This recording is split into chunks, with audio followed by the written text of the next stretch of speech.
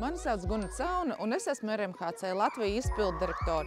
Un šīs lielās mašīnas un programmas Bērnu mobilais veselības aprūpes centrs vadītāji. Un kas tad ir Bērnu mobilais veselības aprūpes centrs?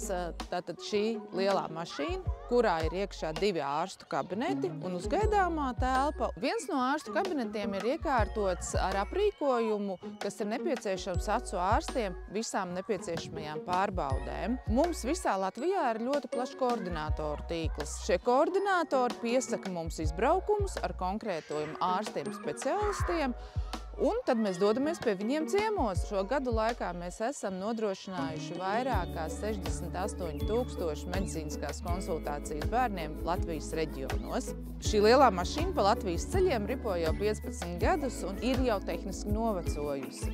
Līdz ar to mums šajā gadā ir nepieciešams uzbūvēt jaunu šo tehnikas vienību, kas prasa milzīgus, lielus ieguldījumus un resursus. Es gribētu pateikt lielu paldies visiem atbalstītājiem, gan uzņēmumiem, gan privātpersonām, kas līdz šim ir atbalstījuši mūsu darbu, un aicināt arī citus pievienoties mūsu atbalstītāju pulkam, lai mēs kopīgiem spēkiem varētu palīdzēt Latvijas bērniem būt veseliem, jo kopā mēs varam vairāk.